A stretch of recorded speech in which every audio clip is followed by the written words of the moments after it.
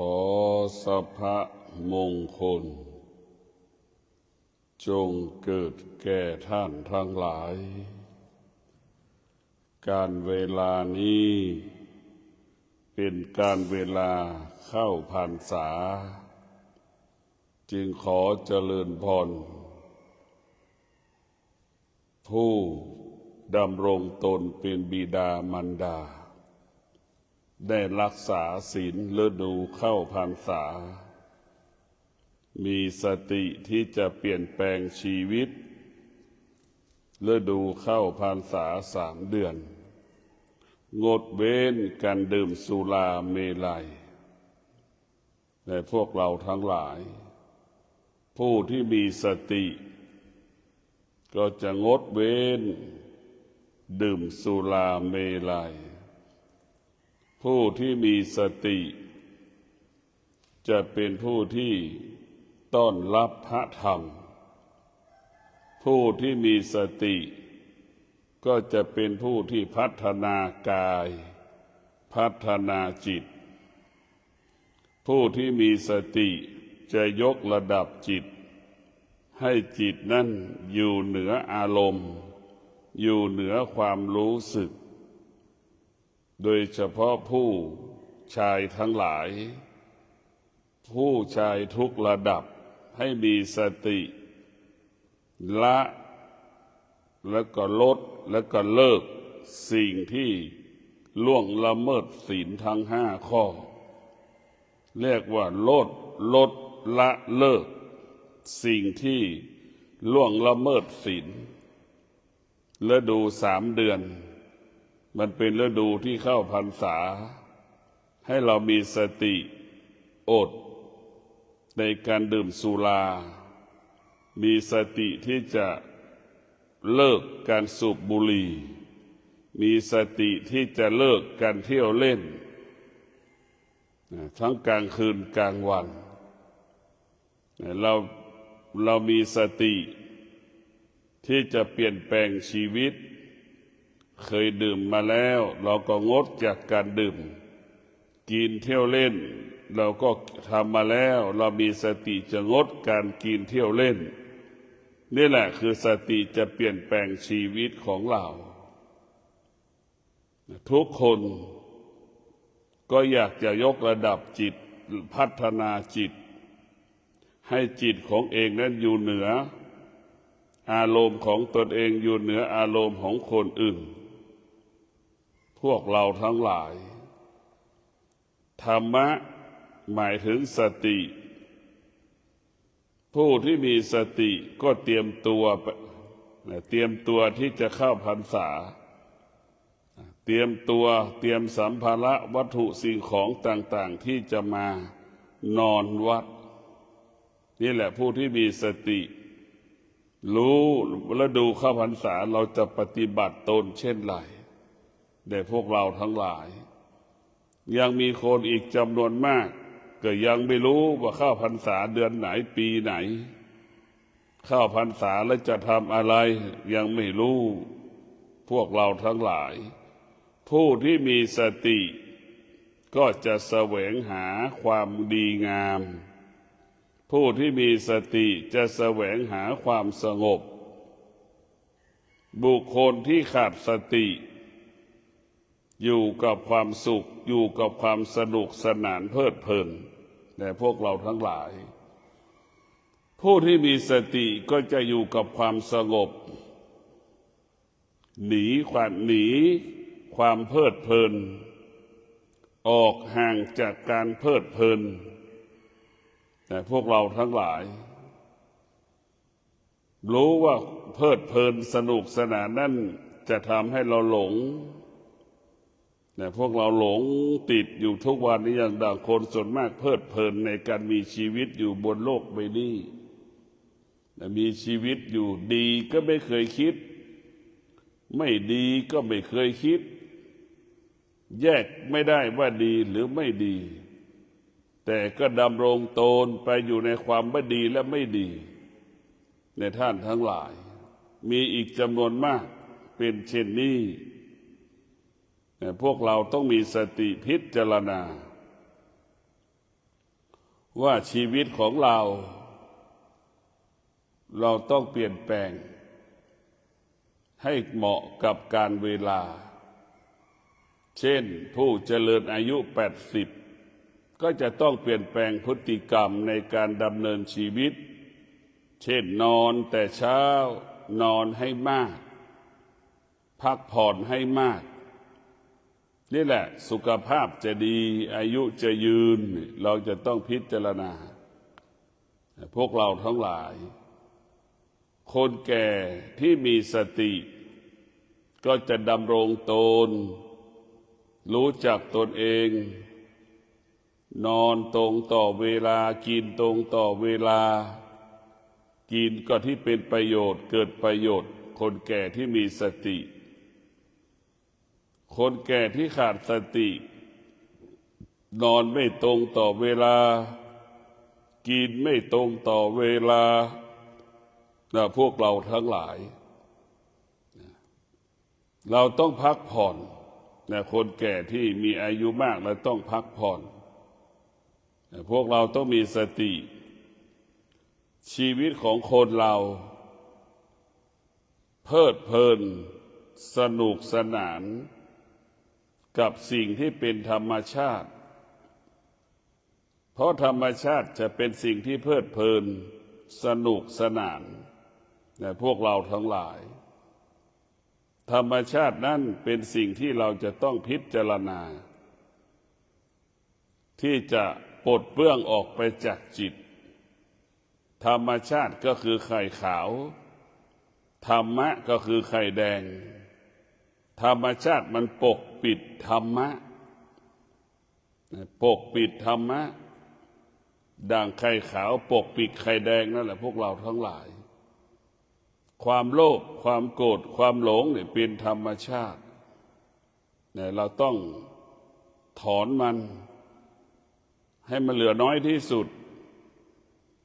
ความอยากทั้งหลายให้มันถอนมันไปให้มันเหลือน้อยที่สุดเราจะกลับมามีสติพึ่งพาวิริยะพึ่งพาความอดทนขับเคลื่อนชีวิตให้บรรลุเป้าหมายเรามีสติเรามีวิริยะภาคเพียรเรามีความอดทน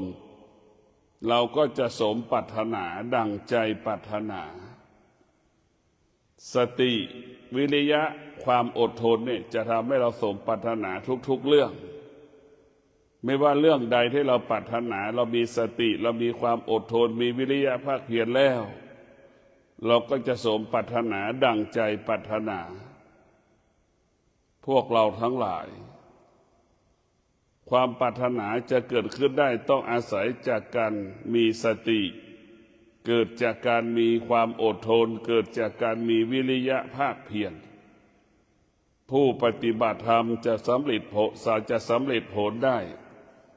จะสำเร็จในการปฏิบัติธรรมจะสำเร็จผลในการปฏิบัติธรรมก็ต้องอาศัยสติ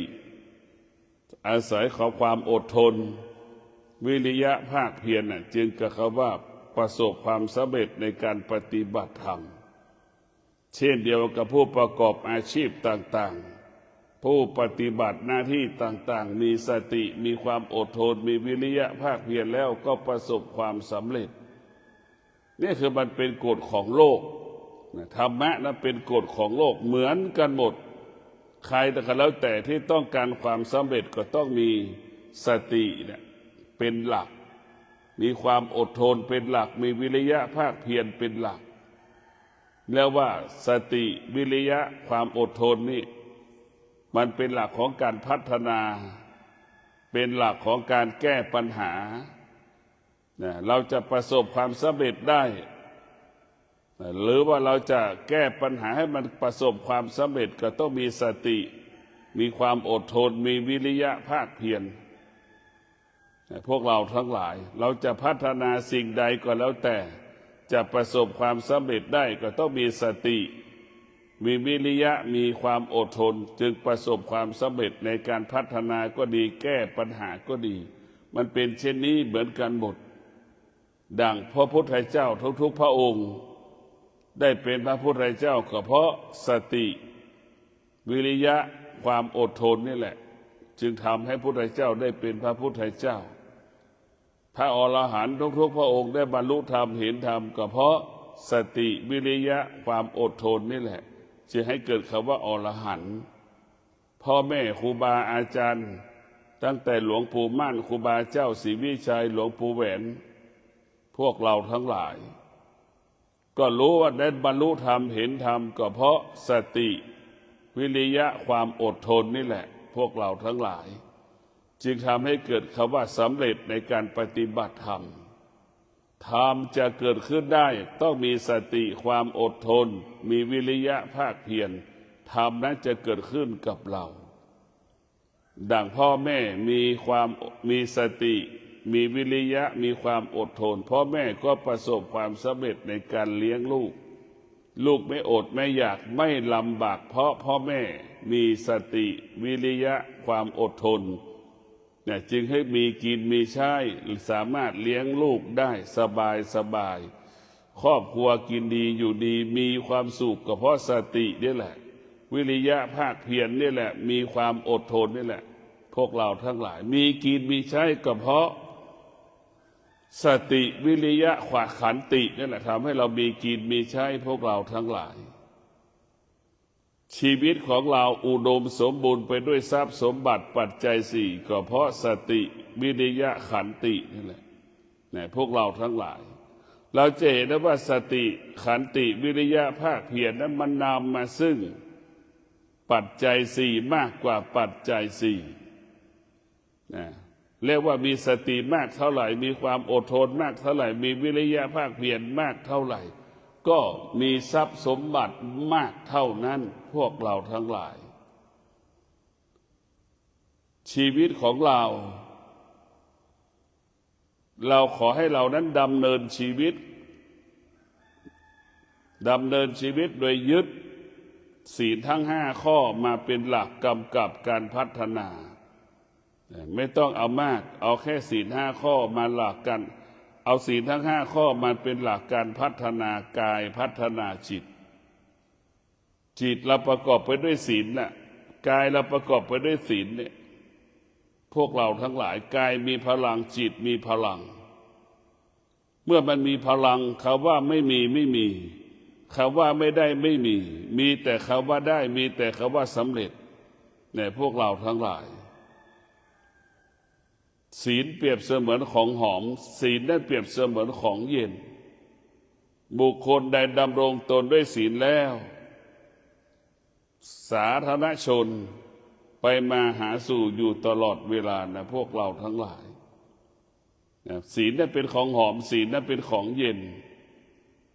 เมื่อเรามีศีลความเศร้าหมองจะไม่เกิดเมื่อเรารักษาศีลเราจะมีแต่ความสุข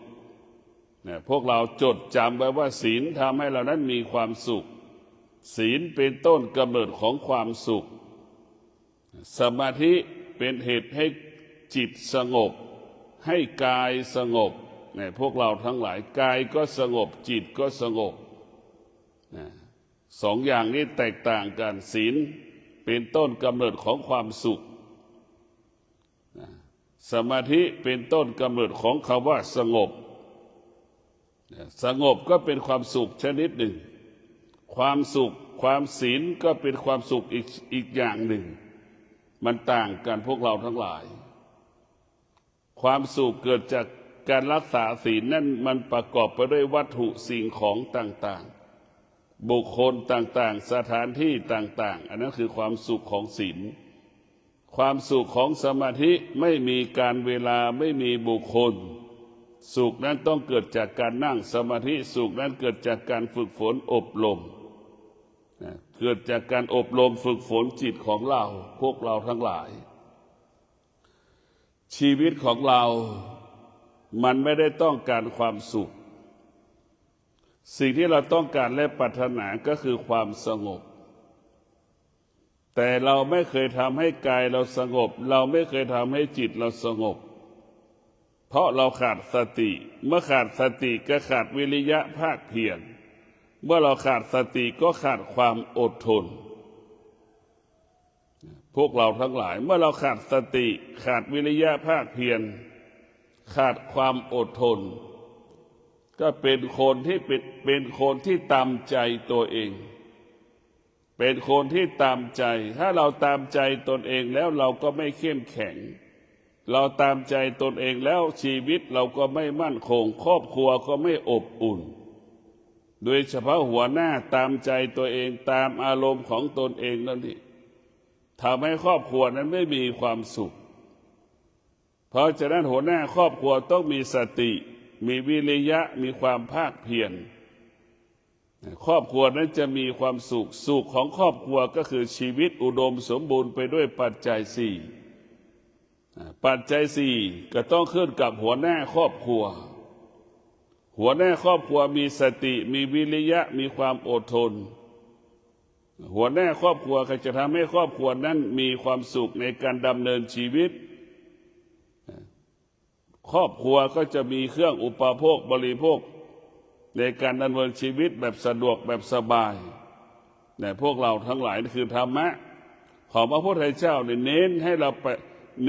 ราหมดจดผ่องใสในปัจจุบันปกติให้เราปกติทุกวันนี่แหละเราจะค่อยๆสะสมมันเหมือนเศษไม้เศษดินเศษอิฐกลายเป็นหินกลายเป็นหยกนั่นแหละพวกเราทั้งหลายมันต้องใช้เวลายาวนานพวกเราต้องมีสติพิจารณาเช่นฤดูเข้าพรรษานี่ผู้ชายบางคนก็งดดื่มสุราฤดูเข้าพรรษาผู้หญิงบางคนก็มีสติเลิกลดละอบายมุขทุกอย่างฤดูเข้าพรรษานี่ก็คือถือว่าเป็นสิ่งที่ดีได้บอกเราว่าสติอยู่กับความจริงจิตนั้นอยู่กับความไม่เป็นจริงนะพวกเราทั้งหลายจิตนั้นอยู่กับความไม่เป็นจริงจิตมันแปรสภาพตลอดเวลานะจิตมันแปรสภาพจิตแปรสภาพตลอดเวลาตลอดเวลาส่วนสตินั้นคงสภาพเดิมอยากเห็นจิตก็เห็นภูเขานั่นแหละคงสภาพเดิมแบบนั้นแหละพวกเราทั้งหลายสติอยากเห็นสติก็เหมือนภูเขานะพวกเราทั้งหลายอยากเห็นสติเหมือนดังภูเขาคงสภาพเดิมตลอดเราอยากเห็นจิตเราไม้ก็เหมือนใบไม้บนต้นไม้บนภูเขานะมันเปลี่ยนแปลงตลอดมันแปรสภาพตลอดแต่พอถึงฤดูแล้งแล้วมันเรายังมันใบมันก็ร่วงโรยไปหมดเลยฮะพวกเราทั้งหลายแล้วก็ออกยอดใหม่แล้วก็ออกดอกอย่างเงี้ยแต่อยากเห็นจิตก็คือเห็นต้นไม้นั่นแหละต้นไม้มันแปรสภาพตลอดจิตก็เป็นเช่นนั้นแปรสภาพตลอดส่วนภูเขาดอยนะมันไม่แปรสภาพมันคงสภาพเดิมตลอดเวลาดังพระธาตุเจ้าดอยสุเทพดังพระธาตุดอยอินทนนท์เนี่ยมันคงสภาพเดิมตลอดเวลาภูเขาเป็นสภาพเดิมแต่ใบไม้ต้นไม้นั้นเปลี่ยนแปลงตลอด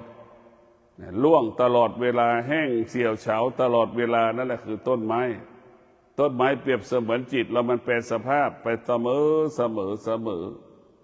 เนี่ยเหมือนเรานั่งสมาธินะจิตมันแปรสภาพชอบใจก็แปรสภาพไม่ชอบใจมันก็แปรสภาพนะพวกเราทั้งหลายชีวิตของเราเนี่ยมันอยู่อย่างนี้แหละเป็นแบบนี้มาตลอดเวลาจึงอยากให้เรานั้นมีสติพิจารณา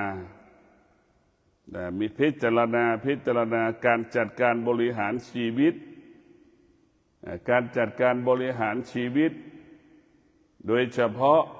ผู้เป็นพ่อผู้เป็นแม่ต้องมีธรรมะเป็นหลักพ่อแม่จึงจะเป็นตัวอย่างที่ดีของลูกพ่อแม่มีธรรมะพ่อแม่ที่มีสติมีความอดทนมีวิริยะภาคเพียรเนี่ยพ่อแม่จะเป็นพ่อแม่ตัวอย่างที่ดีให้กับลูกถ้าพ่อแม่ขาดสติขาดความอดทนขาดวิริยะภาคเพียรพ่อแม่ไม่สามารถเป็นตัวอย่างของลูกได้ไม่สามารถเป็นตัวอย่างของลูกได้พ่อแม่คนไหนมีสติมีวิริยะมีความภาคเพียรพ่อแม่จะเป็นบุคคลตัวอย่างของลูกเป็นต้นแบบเป็นแบบอย่างของลูกที่จะนำไปปฏิบัติ พวกเราทั้งหลายพ่อแม่ที่มีธรรมะก็จะบอกให้ลูกมีสติมีสติมีสติพ่อแม่ที่ยังไม่รู้เรื่องธรรมะจะบอกให้ลูกใช้ความคิดใช้ความคิดใช้ความคิดเนี่ยเห็นไหมความคิดนั้นมันเกิดจากความรู้สึกนะความรู้สึกเหมือนกินหอมกินเหม็นเราตัดสินใจว่าเหมือนกินอาหารนะแต่ว่าจมูกสัมผัสกับกลิ่นเราก็เข้าใจว่ามันอร่อยมันผิดเลยเห็นไหมนี่คือความคิด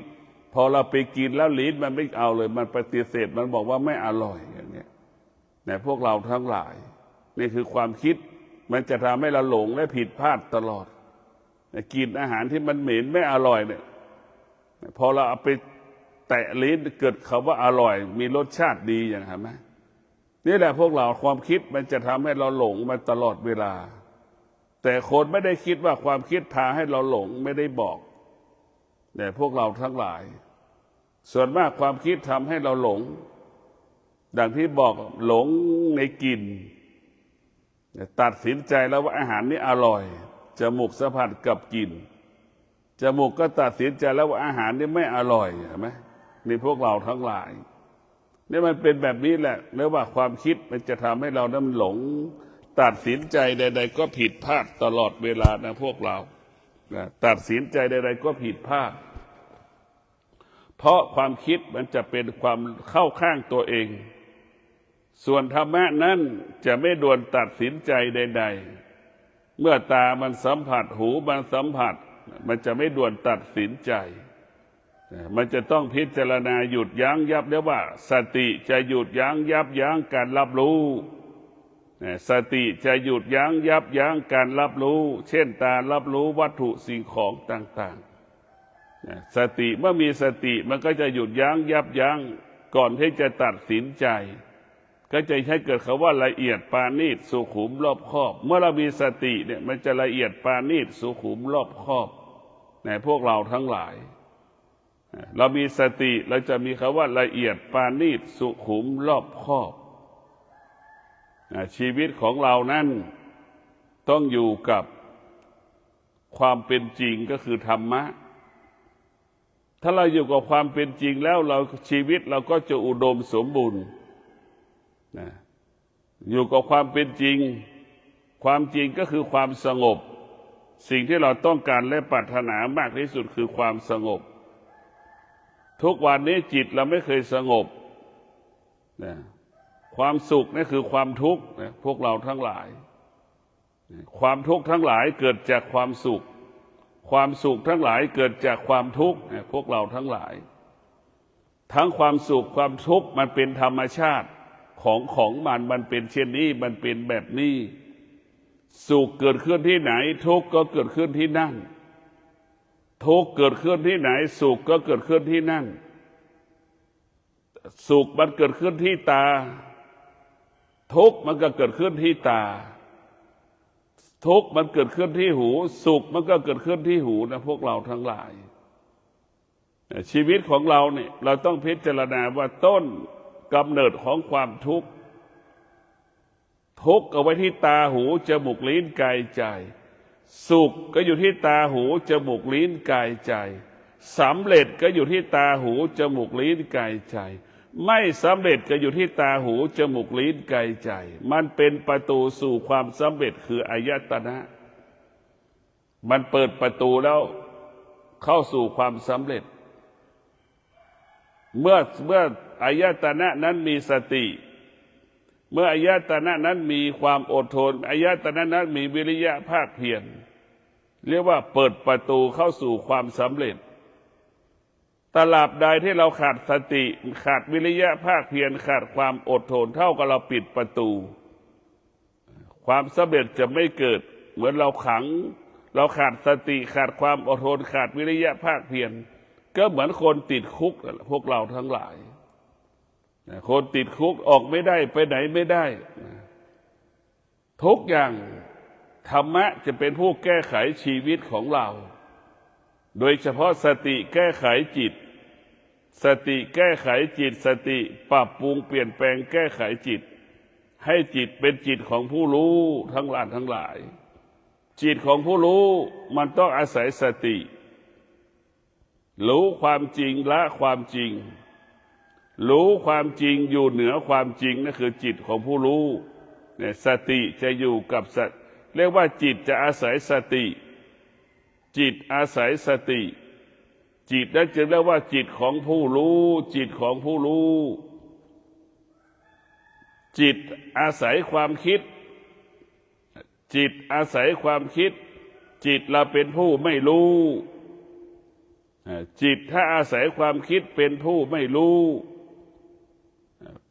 ผู้ไม่รู้นี่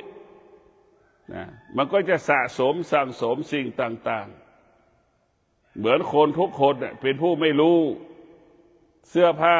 คนแต่ละคนมีเสื้อผ้าที่เก็บในกล่องกระดาษในตู้ในตู้กี่ตู้2 ตู้อย่างนี้ในลังพลาสติกอีกแขวนไว้ข้างนอกอีกเห็นไหมพวกเราทั้งหลายใช้ก็ไม่ใช้ยังหวงอีกมอบก็ไม่ได้มอบให้กับคนอื่นก็เสียดายอีกนี่แหละจิตที่เราขาดสติมีแต่อวิชชาครอบงำขาดสติมีแต่อวิชชาอวิชชาคือความไม่เป็นจริงปกปิดเสื้อผ้าจะใช้ก็ไม่ใช้ก็ยังเก็บไว้อยู่วัตถุสิ่งของต่างๆเราก็ไม่ใช้ก็ยังเก็บไว้อยู่นี่แหละคือเราหัวใจที่มีอวิชชาก็จะสะสมสั่งสมวัตถุสิ่งของต่างๆกองอย่างภูเขาเต็มไปหมดนะพวกเราทั้งหลายหัวใจที่มีวิชานั้นก็จะเน้นปัญญาเท่านั้นแต่ปัญญาเปรียบเสมือนบัตร ATM นะพวกเราทั้งหลายเหมือนบัตร ATM นั่นแหละเดี๋ยวนี้เหมือนเราสแกนเหมือนเราสแกน QR Code นั่นแหละพวกเราทั้งหลายนั่นแหละคือปัญญาทำให้เราง่ายทำให้เราสะดวกเราไม่ต้องพกเงินอยู่ในกระเป๋าแต่พวกเราทั้งหลายเราต้องมีปัญญายุคนี้ยุคแห่งปัญญาเราต้องใช้ปัญญามาพัฒนาจิตมาพัฒนากายทำยังไงให้จิตเรามีปัญญาจิตจะมีปัญญาได้จิตต้องอาศัยสติเมื่อเรามีสติมากๆเข้าปัญญามันก็เกิดเรียกว่าสติเป็นรากฐานของปัญญาเมื่อเรามีสติเราก็จะมีปัญญาจึงเกิดคำว่าสติปัญญาสติปัญญาก็รู้ความจริงละความจริงรู้ความจริงอยู่เหนือความจริงรู้ปัจจุบันละปัจจุบันรู้ปัจจุบันอยู่เหนือปัจจุบันจนถึงที่สุดอดีตก็ไม่มีอนาคตก็ไม่มีพวกเราทั้งหลายสติอยู่เหนืออดีตอยู่เหนืออนาคตอยู่เหนือปัจจุบันถ้าเรามีสติแล้วไม่มีอดีตไม่มีอนาคตไม่มีปัจจุบันมันอยู่เหนือหมดเราจะเห็นได้ว่าสติคงสภาพเดิมนะอย่างที่บอกว่าสติคงสภาพเดิมคงสภาพเดิมเหมือนภูเขาส่วนจิตนั้นแปรสภาพเหมือนต้นไม้แต่ละต้นเหี่ยวมันเช้ามันออกดอกมันแปรสภาพตลอดเวลาพวกเราทั้งหลายเรามีสติที่จะพิจารณาเราเกิดมาเพื่อทำสิ่งใดนี่เราเกิดมาทำสิ่งใดให้กับชีวิตเราต้องพิจารณาผู้ที่มีสติเกิดมาก็เพื่อจะบำเพ็ญเพียรบำเพ็ญเพียรจะไม่กลับชาติมาเกิดรู้ว่าการเกิดเป็นมนุษย์มันลำบากเนี่ยตื่นเช้ามานี่ผู้เป็นแม่ก็จะหุงข้าวให้ลูกกินอย่างเงี้ยแม่บางคนยังไม่มีข้าวที่จะหุงให้ลูกแม่บางคนก็ยังไม่มีอาหารที่จะทำอาหารให้ลูกได้กินเนี่ยมีแต่ข้าวอย่างเงี้ยนี่บรรทุกไหมพวกเราทั้งหลายแม่บางคนยังไม่มีสตางค์จะให้ลูกไปเรียนหนังสือ10 บาท20 บาท50 บาทยังไม่มีเลยเห็นไหมนี่แหละเกิดก็เป็นทุกข์พวกเราทั้งหลายการเกิดมันเป็นทุกข์ผู้ที่มีสติเกิดมาแล้วพยายามที่จะไม่กลับชาติมาเกิดพยายามบำเพ็ญเพียรถึงมันจะเกิดมาอีกทุกภพทุกชาติก็ให้มันเกิดให้กายสงบให้จิตสงบเกิดมาแล้วก็ไม่ต้องมีชีวิตในการแต่งงานไม่ต้องมีครอบครัวไม่ต้องมีลูกพวกเราทั้งหลายคนที่ไม่ได้แต่งงานเนี่ยเป็นคนที่โชคดีที่สุด คนที่แต่งงานเป็นคนที่โชคร้ายที่สุดพวกเราทั้งหลายคนที่ไม่แต่งงานไม่มีภาระใดๆคนที่มีชีวิตคู่ครองมีลูกมีหลานเนี่ยเป็นภาระทั้งสิ้นเรียกว่าเป็นทาสของตนเองเรียกเป็นทาสของตนเองเป็นทาสของตนเองก็คือเราสร้างบริวารให้เป็นทาสสามีก็เป็นทาสภรรยาภรรยาก็เป็นทาสของสามีลูกก็เป็นทาสของพ่อแม่พ่อแม่ก็เป็นทาสของลูกนั่นแหละการเกิดขึ้นมาเป็นทาสซึ่งกันและกันเราจะไม่กลับชาติมาเกิดเราจะไม่เป็นทาสของตนเองแต่พวกเราทั้งหลายสติจึงเป็นหลักการพัฒนาจิตมีสติทุกวันเราก็มีความสุขทุกวันเรามีสติทุกวันเราก็ประสบความสำเร็จทุกวันในการทำงานในการปฏิบัติหน้าที่ในพวกเราทั้งหลายสติเท่านั้นที่จะดูแลการเป็นมนุษย์สติจะรักษาการเป็นมนุษย์สติจะรักษาการเป็นพ่อเป็นแม่เป็นสามีเป็นภรรยาสติจะรักษาการเป็นมนุษย์รักษาการเป็นมนุษย์ที่ขาดสติ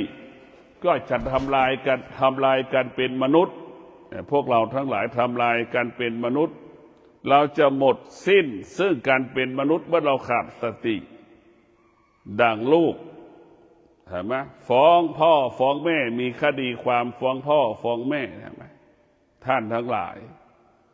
สมบัติก็ของแม่หาสมบัติมาทั้งชีวิต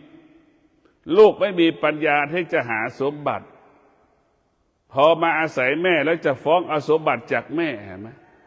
บริษัทต่างๆแม่ก็เป็นผู้ก่อตั้งเราเกิดมาเราไม่มีอะไรติดตัวเรามาเองเห็นไหมพอเกิดมาแล้วกลับมาจะมาเอาสมบัติของพ่อแม่ยังไม่ถึงเวลาที่จะมอบให้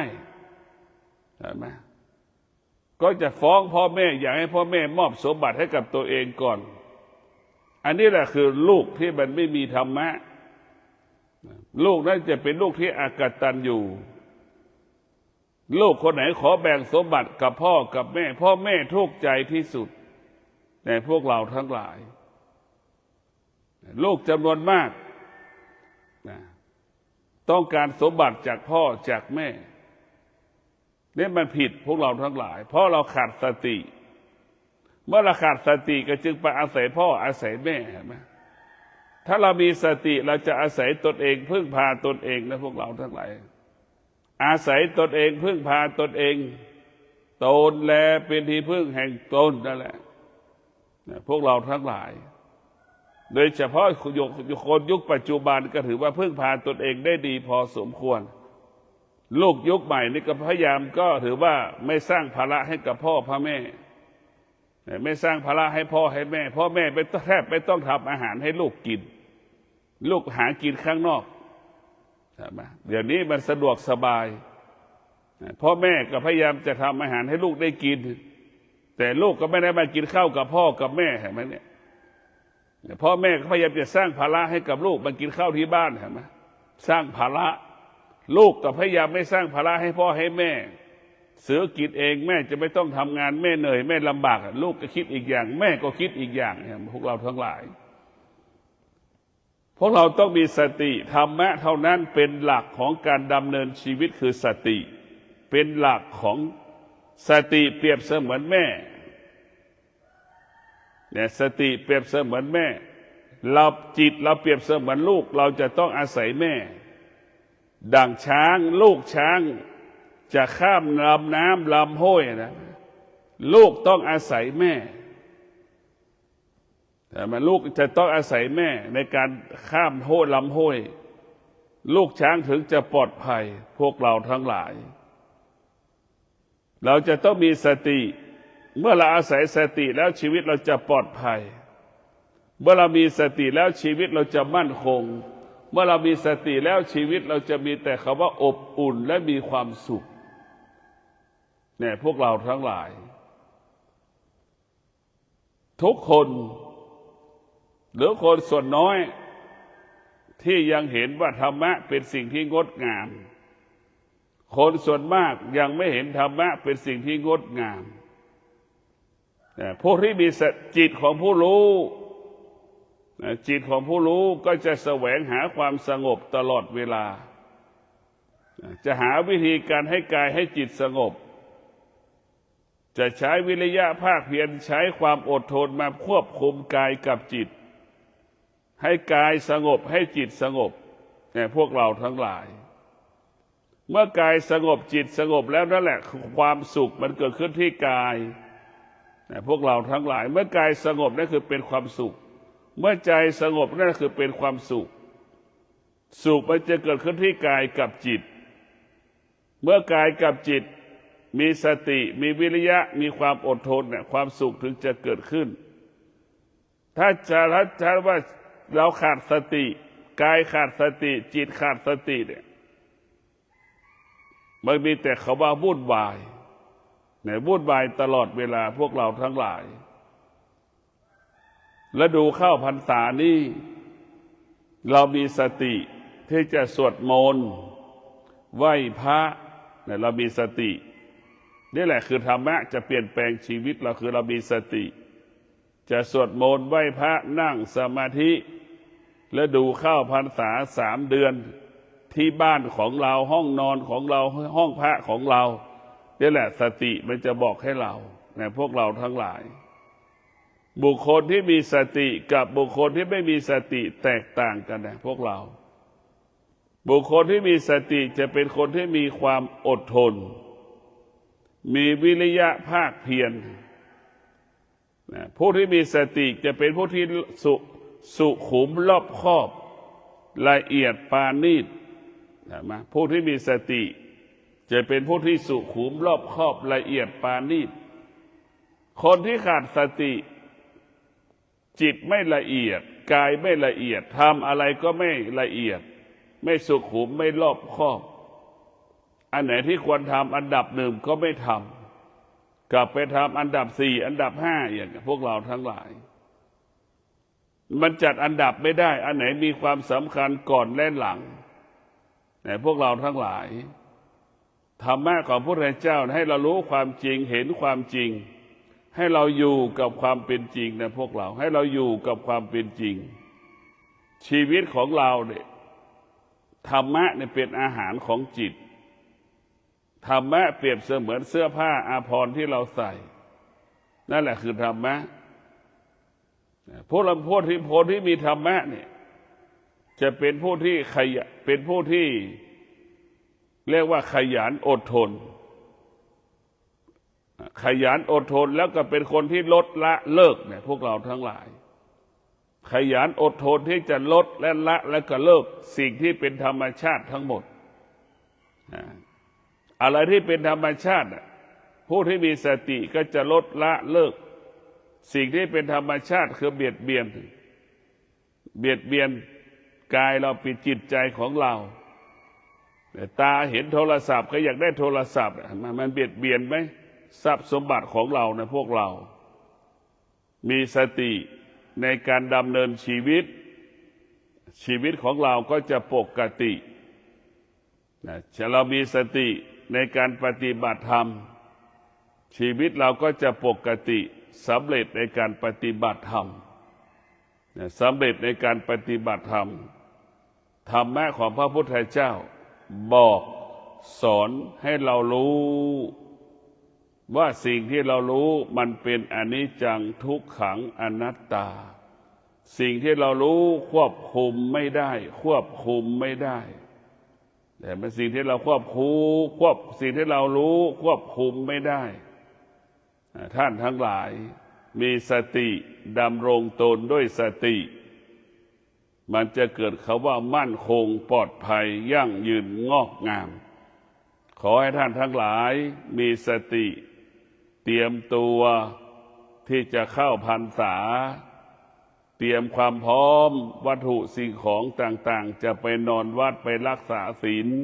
ไปปฏิบัติธรรมและดูเข้าพรรษา3 เดือนนี้ก็ขอให้ท่านทั้งหลายได้มีสติพิจารณาพัฒนากายพัฒนาจิต ให้จิตของเราให้กายของเรางอกงามด้วยธรรมขอเจริญพร